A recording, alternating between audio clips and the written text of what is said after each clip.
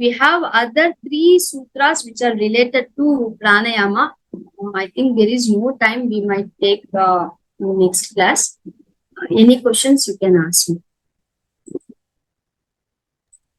Yes, ma'am. Yeah. చాలా ముందు నుంచి ఉందండి ఈ డౌట్. స్థిరం సుఖం ఆసనం ఇది యాక్చువల్లీ. కానీ చైనా వాళ్ళు అలా చూసినప్పుడు, కానీ కొన్ని యోగాసనాస్ అన్ని చూసినప్పుడు చాలా ఫోర్సబుల్ గా యోగాసనాలు చేపిస్తుంటారు.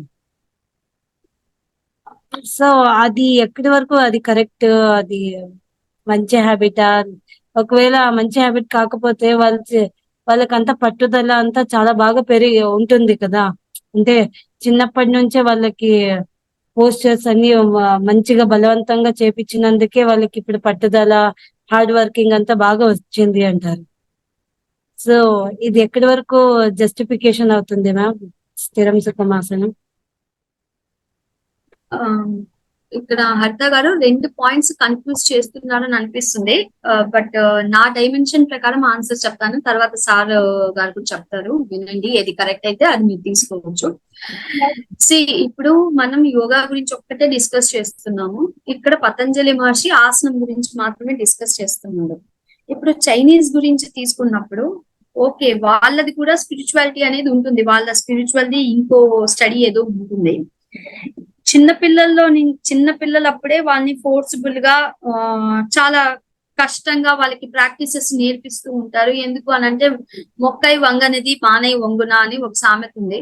చిన్నపిల్లల నుంచే వాళ్ళకి ఆ ప్రాక్టీస్, ఆ కష్టం అనేది నేర్పిస్తేనే వాళ్ళు రాటు దేలుకొని ఏమైనా ప్రాబ్లమ్స్ ని ఫేస్ చేయడం కానీ, ఆసనాలు చేయడం. ఆసనాలే కాదు, యాక్చువల్లీ వాళ్ళు చేసేది ఆసనాలు కాదు, జిమ్నాస్టిక్స్, ఏరోబిక్స్, అక్రోబాటిక్స్ లాంటివి చేస్తూ ఉంటారు.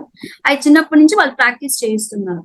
ఎప్పుడైతే ఒక ఏజ్ వస్తుందో అండి, వాళ్ళకి అప్పటికే చిన్నప్పటి నుంచి ఇంత ప్రాక్టీస్ చేస్తుంటారు కదా, వాడు ఏదైనా కాంపిటీషన్కి వెళ్ళినప్పుడు పాప లేదా బాబు వాళ్ళు ఎప్పుడు విన్ అవ్వాలనే అనుకుంటారు.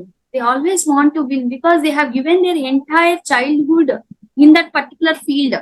ఆ ఫీల్డ్ లోనే వాళ్ళు మునిగిపోయారు. అందులో ఇప్పుడు చైనా వాడు ఇండియా వాడితో వచ్చి ఒక గేమ్ ఆడినా, ఒక జిమ్నాస్టిక్ ఆడినా వాడే గెలవాలని వాడిలో చాలా గట్టిగా ఉంటుంది. ఆ ఉన్నందువల్ల ఆకాంక్ష, నేనే విన్ అవ్వాలి, నేను ఇంత టైం స్పెండ్ చేశాను అన్నప్పుడు వాడికి ఆల్రెడీ ఎక్కడో యాంగర్నెస్, దాని తర్వాత జెలసీ అనేది కూడా ఉంటుంది. పొరపాటున ఇండియా అతను లేదా పొరపాటున తన ఫ్రెండే గెలిస్తే అతను ఒప్పుకోలేడు, అతని మనసు ఒప్పుకోదు. Then he want to kill that person or he want to do something that person by hook or crook. ఏ విధంగా అయినా నేనే గెలవాలి అనే జెలసీనెస్, హేట్రెడ్నెస్ ఆటోమేటిక్ గా పక్కన యాడ్ అయి ఉంటుంది అనేది నా అభిప్రాయము. అందుకనే ప్రపంచంలో ఫిలాసఫీ చాలా చోట్ల, అంటే గ్రీక్ ఫిలాసఫీ ఉంది, యూరోపియన్ ఫిలాసఫీ ఉంది, ఈస్టర్న్ ఫిలాసఫీస్ ఉన్నాయి, వెస్టర్న్ ఫిలాసఫీస్ ఉన్నాయి, చాలా ఫిలాసఫీస్ ఉన్నా ఒక లైఫ్ గురించి మాత్రము, లైఫ్ ఎలా లీడ్ చేయాలి అనే ఫిలాసఫీ గురించి మాత్రము ప్రతి ఒక్కరు ఇండియన్ ఫిలాసఫీనే ఫాలో అవుతారు. మనము సంతోషంగా బాధలు లేకుండా ఉండాలి అని అంటే we have to look towards in self but not outside అనేది క్లారిటీగా ఇచ్చారు. సో దీని రిలేటెడ్ నేను చెప్పాలనుకునే ఏంటి అని అంటే, అఫ్ కోర్స్ మీరు ప్రాక్టీస్ చేయించండి, అది జిమ్నాస్టిక్స్, అది ఎంత వరకు రైట్ అనేది మనకు తెలీదు. అక్కడ ఆ పర్టికులర్ కోచ్ యొక్క మెయిన్ ఆబ్జెక్టివ్ ఏంటంటే ఆ పిల్లవాడిని తయారు చేయాలి. అతని టార్గెట్ వాడిని జెమ్ గా క్రియేట్ చేయడమే అతను చేస్తున్నాడు. అతను ఎక్కడ తప్పు పని చేయట్లేదు. ఆ బాబు లేదా పాప కూడా 100% ఇస్తున్నారు, అతను కరెక్ట్ చేయట్లేదు. దీని తర్వాత వచ్చే కాన్సిక్వెన్సెస్ ని ఎవరు బాధ్యత వహిస్తారు? టీచర్ బాధ్యత వహిస్తారా, స్టూడెంట్ బాధ్యత వహిస్తారు అనేది మనం ఆలోచించాలి. శ్రీనివాస్ గారు చెప్తారు, ఏమైనా ఉంటే యాడ్ చేయండి సార్.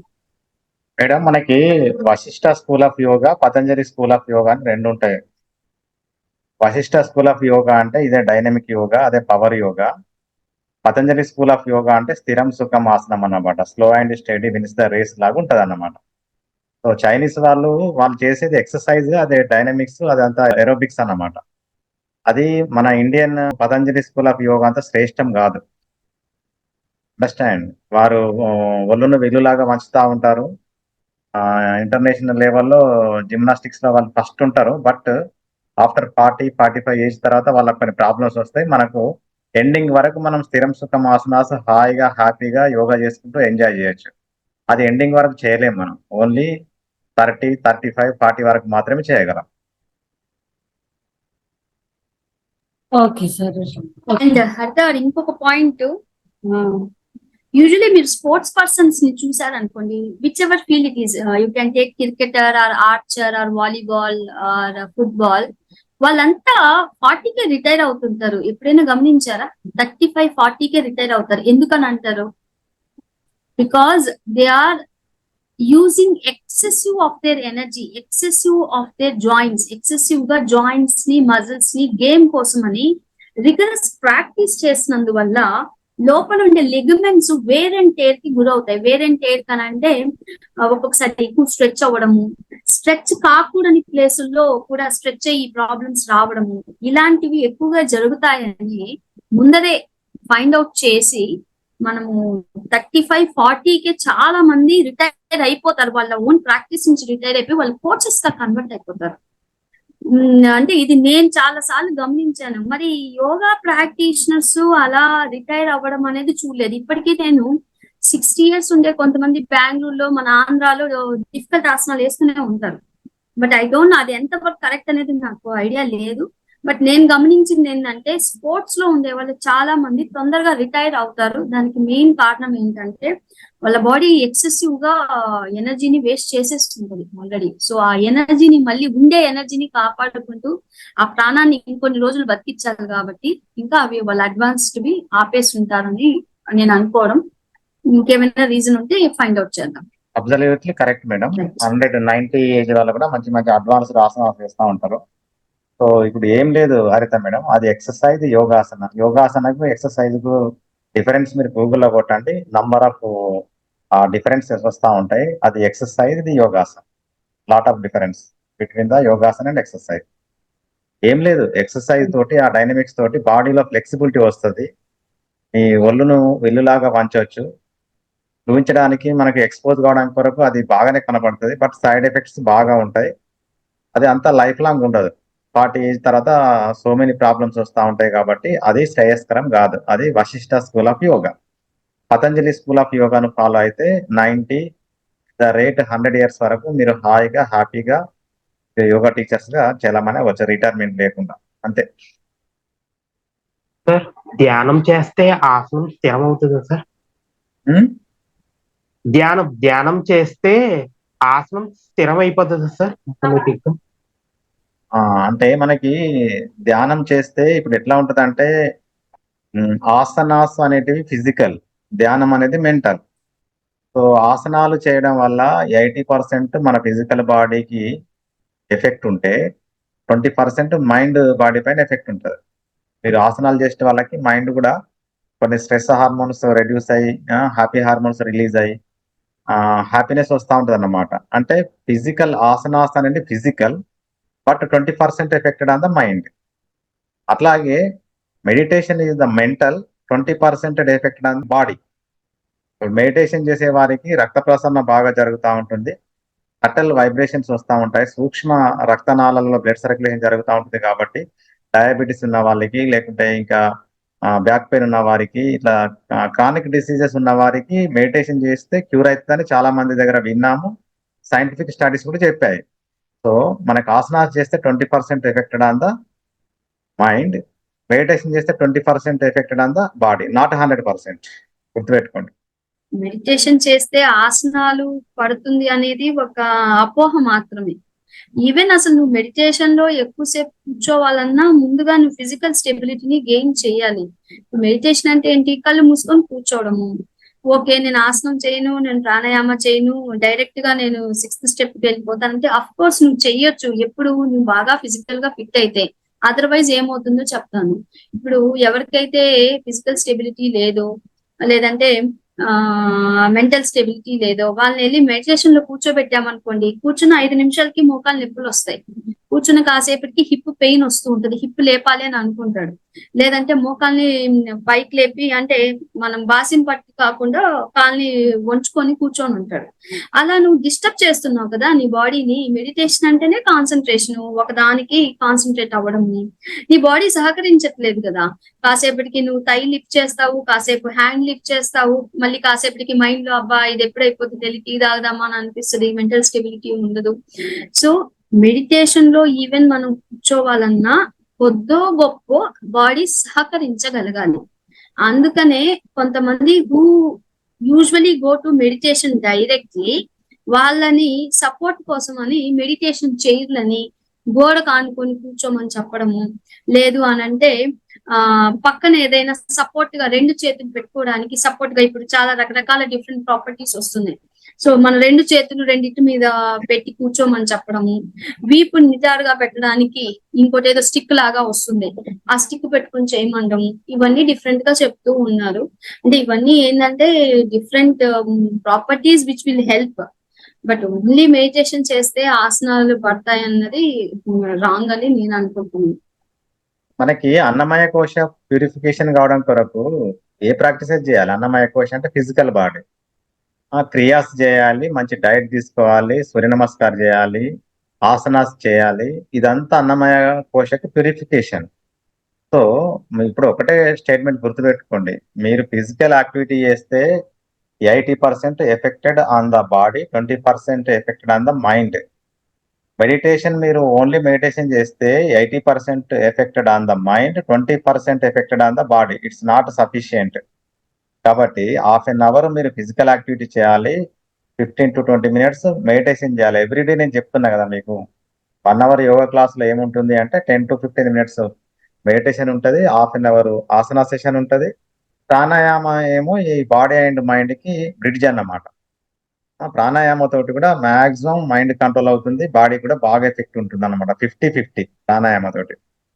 కాబట్టి మీరు ఎప్పుడు కూడా యాజ్ ఎ యోగా టీచర్ మీరు యోగా చెప్తారా, లేకపోతే మీ బాడీ పర్పస్ మీరు యూజ్ చేసుకుంటారా? 1 hour యోగాలో half an hour asana session, 12 to 15 minutes pranayama session, అందులో రిలాక్సేషన్ ఉండాలి, తర్వాత మెడిటేషన్ ఉండాలి. అప్పుడు మాత్రమే మీకు స్థిరమైనటువంటి మనస్సు, దృఢమైనటువంటి శరీరం తయారవుతుంది. రెండు కావాలి, దృఢమైనటువంటి శరీరము, స్థిరమైనటువంటి మనసు ఉన్నప్పుడు మాత్రమే నేను జీవితంలో మనం గొప్ప గొప్ప కార్యాలు సాధిస్తాం.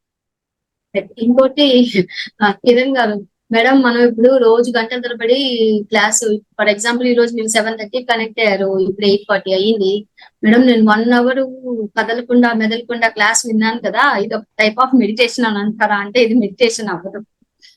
ఓకే, ఎక్కడైనా లెక్చర్ వినడానికి వెళ్తాము, ఒక 2 hours కదలకుండా మెదలకుండా కూర్చుంటాము, అది మెడిటేషన్ అవుతుందా? కాదు. మెడిటేషన్ అంటే ఏదో లెక్చర్ విని 2 hours కూర్చోగానే మనకి ఏదో సాధించేసాము అని అనుకోవడము, అది పొరపాటు. ఈవెన్ ఇప్పుడు ఈ కూర్చున్న ఈ 1 hour 10 minutes లో మీరు మొత్తం 1 hour 10 minutes సబ్జెక్ట్ మీద ఫోకస్ చేశారా? మిమ్మల్ని, నాకు ఆన్సర్ చెప్పక్కర్లేదు, మిమ్మల్ని మీరు క్వశ్చన్ చేసుకోండి. 1 hour 10 minutes మొత్తం కాన్సన్ట్రేట్ చేయగలిగారా? ఎన్నిసార్లు మైండ్ డీవియేట్ అయ్యింది, డైవర్ట్ అయ్యింది, దేని మీదకి ఫోకస్ వెళ్ళింది? ఆ ఫోకస్ కి వెళ్ళినప్పుడు మళ్ళీ మీరు ఇక్కడికి తీసుకురావడానికి మీరు ఏం చేశారు, ఎలా డైవర్ట్ చేశారు మైండ్ ని? ఇది ఎప్పుడైనా కూర్చొని ఆలోచించండి. సో ఇవన్నీ కూర్చొని ఎన్నిసార్లు ఈ 1 hour 10 minutes లో మీకు లేవాలి అని అనిపించింది, లేదా వాటర్ తాగాలని అనిపించింది, లేదు పక్కన ఎవరైనా పోతుంటే మీ మైండ్ వాళ్ళతో మాట్లాడడానికి, పక్కన మీ డాటర్, మీ వైఫ్, మీ హస్బెండ్ ఎవరైనా పోతుంటే వాళ్ళతో మాట్లాడుతున్నారు, ఎన్నిసార్లు మీరు డైవర్ట్ అయ్యింది? ఇవన్నీ ఆలోచించండి. సో మెడిటేషన్ అంటే ఇవన్నీ నిజంగా కళ్ళు మూసుకున్నా కూడా ఇవన్నీ జరగగలగాలి. సో ఇప్పుడు క్లాస్ వింటూ, అంటే కళ్ళు తెరుచుకొని మీరు క్లాస్ వింటూ, మీరు చెవిని నాకు అప్పగిచ్చారు, అంటే నేను సబ్జెక్ట్ చెప్పేటప్పుడు చెవిని అప్పగిచ్చారు, కళ్ళను వచ్చి సబ్జెక్ట్ స్లైడ్స్ మీద పెట్టారు, అండ్ మీ మైండ్ నేను చెప్పిన వర్డ్స్ చూసే స్లైడ్ ని అది ఏం చేస్తుంది, ప్రాసెస్ చేసుకొని మీకు ఒక విజువలైజేషన్ ఇస్తూ ఉంది.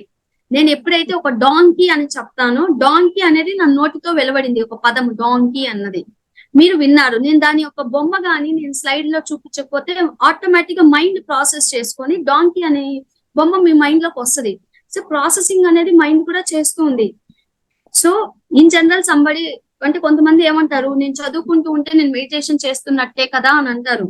ఓకే, మీరు చదువుకుంటుంటే మెడిటేషన్ చేస్తున్నట్టే, బట్ ఆ చదువుకున్నంతసేపు దాని మీదే కాన్సన్ట్రేషన్ చేశారా, డైవర్షన్ చేశారా? సో ఇది ఒకసారి మనం ఆలోచిస్తే మన మైండ్ పరిపరి విధాలుగా ఎలా థింక్ చేస్తుంది, దాన్ని ఒక 10 టైమ్స్ డైవర్ట్ అయితే అట్లీస్ట్ ఒక 5 టైమ్స్ డైవర్షన్ కి తగ్గించగలుగుతామా?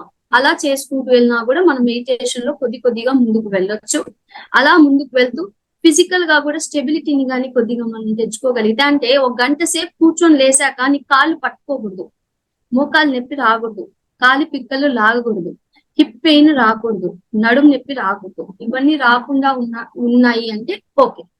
ఇవన్నీ వస్తున్నాయి అంటే you have to work on your physical strength. Yeah, thank you. ఇంకొకటి, ఇప్పుడు మీరు మార్నింగ్ మీ అబ్బాయి లేదా మీరు బ్రష్ వేసేటప్పుడు ఎన్ని ఆలోచనలు వస్తాయి హరిత మేడం? సార్ బ్రష్ వేసేటప్పుడు ఎన్ని ఆలోచనలు వస్తాయి? అసలు అప్రాక్సిమేట్లీ 5 to 10. అవును సార్. అలాగే మీరు పాలకు వెళ్తారు అనుకుందాం, ఒక ఇంటికి పోయి రావడానికి ఒక 5 to 10 minutes పడుతుంది. ఎన్ని ఆలోచనలు వస్తాయి?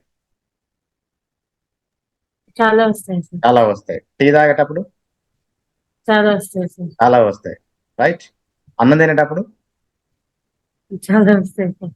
అట్లాగే రోజుకి 72,000 ఆలోచనలు వస్తాయని. అట్లాగే మీ అబ్బాయికి కూడా ఇవన్నీ పనులు చేసేటప్పుడు ఆలోచనలు వస్తాయి కదా. బుక్ పట్టుకున్నప్పుడు కూడా ఆలోచనలు వస్తాయి. బుక్ పట్టుకున్నప్పుడు వస్తాయా రావా? వస్తాయి. ఆ విద్యార్థికి ఏకాగ్రత లేనట్టు, ఫోకసింగ్ పవర్ లేనట్టు. సో మెడిటేషన్ అంటే ఏంది? ఒక థాట్ పైన మనం ఫోకస్ చేయడం కొరకు మైండ్ కి ట్రైనింగ్ ఇస్తున్నాం. మనం మెడిటేషన్ 10 to 15 minutes చేస్తున్నాం, హోమ్ మెడిటేషన్.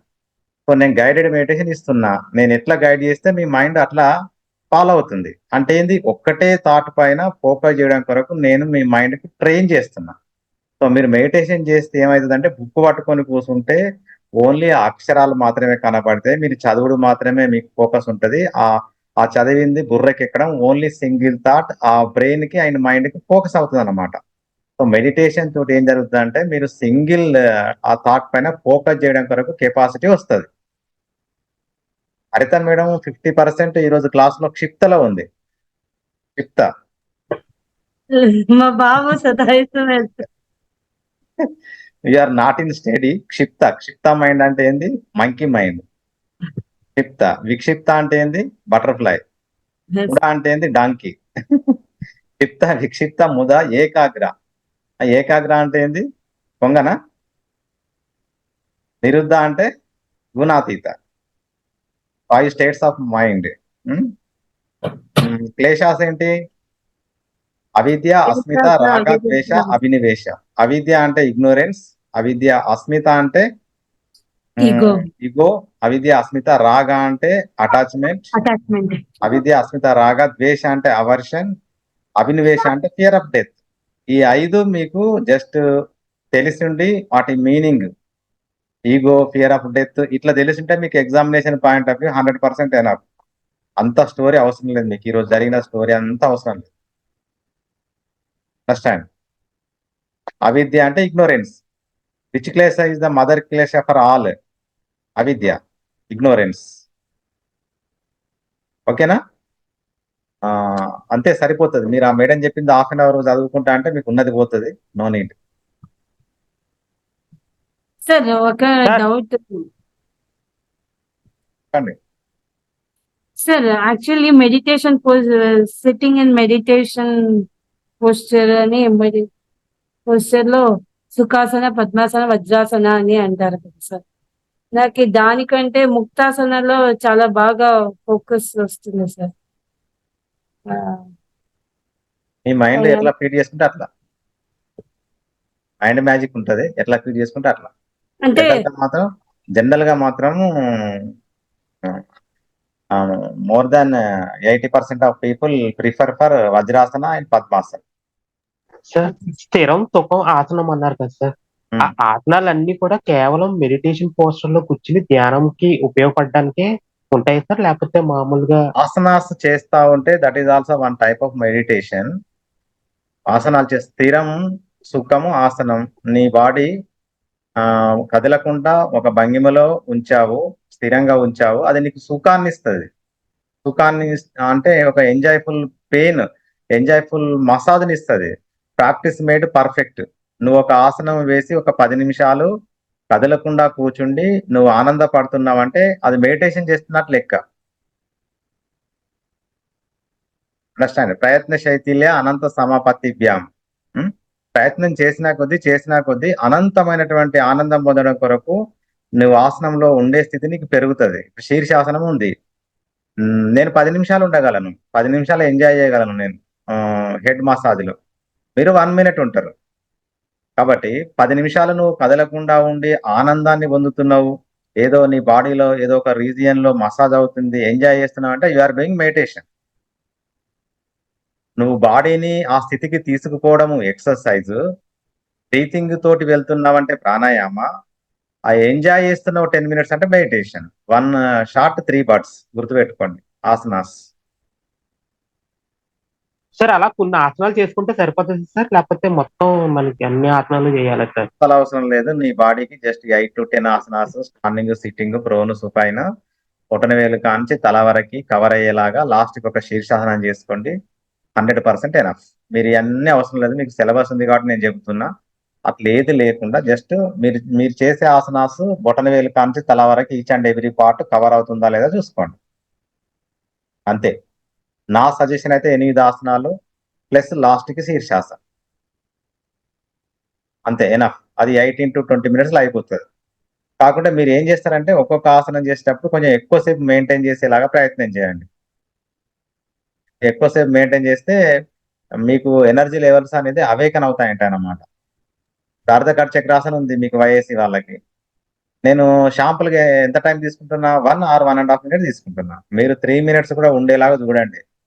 టేకింగ్ ఉండొద్దు, జర్కింగ్స్ ఉండొద్దు, స్థిరంగా ఉండాలి, సుఖంగా ఉండాలి, 3 నిమిషాలు ఉండాలి.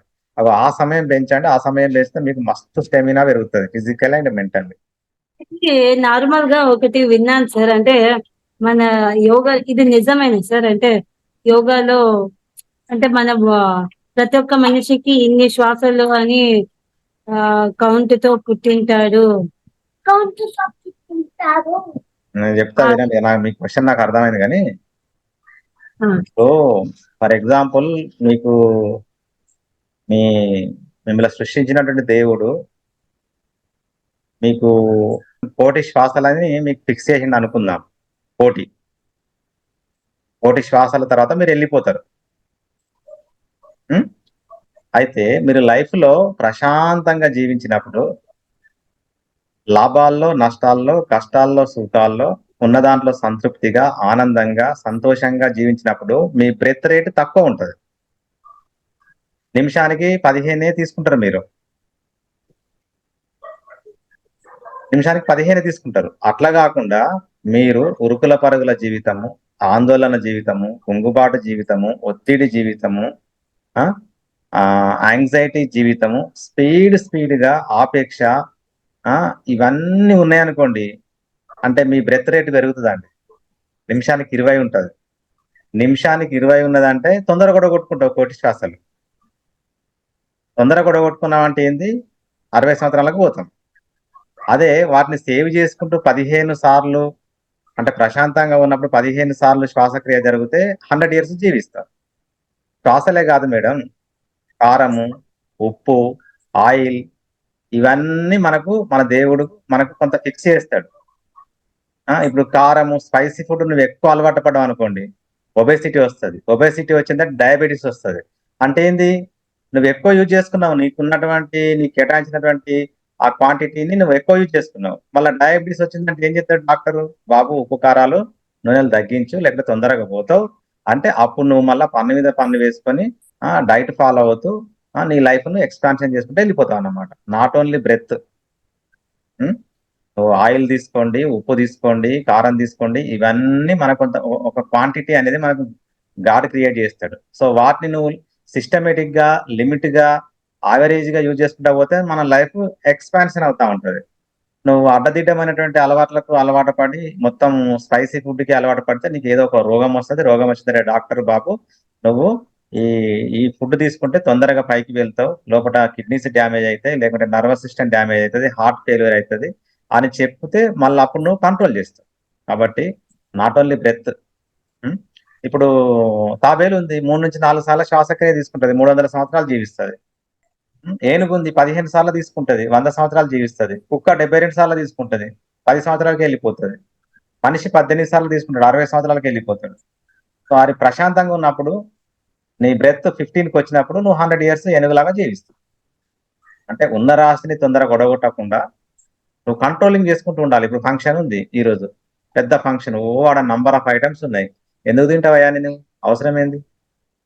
మొత్తం ఇక్కడికి వచ్చేలాగా లాగిస్తా ఉంటారు. నా అబ్జర్వేషన్ ఇక్కడికి వచ్చేదాకా అంత అవసరం లేదు. నీకు ఏదో అలా నీకు ఇంపార్టెంట్, నీకు ఇష్టమైంది, నీకు 3-4 ఐటమ్స్ తీసుకొని పర్ఫెక్ట్ గా easily digested balanced vegetarian diet 1/2 full చేయి నీ స్టమక్ ని, 1/4 వాటర్ తోటి నింపు, 1/4 ఎయిర్ రొటేషన్ కొంచెం.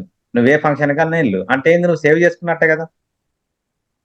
కాదు ఇక ఫంక్షన్ అక్కడ దొరికింది అని చెప్పి మనం ఇక్కడికి వచ్చేదాకా లాగిస్తే ఆల్రెడీ మనకు కేటాయించినటువంటి ఆ క్వాంటిటీని మనం ఎక్కువ యూజ్ చేసుకుంటాం లెక్క. Not only food, breath also. నీ బాబుని యోగి చేస్తారేంది? అవుతే అవ్వని వాడు అందుకే పుడితే ఓకే సార్, నాకేం ప్రాబ్లం లేదు. మరి ఏంది యోగి అంటే ఏంది? అంటే జోక్. ఇక్కడ స్వామి గురుగారు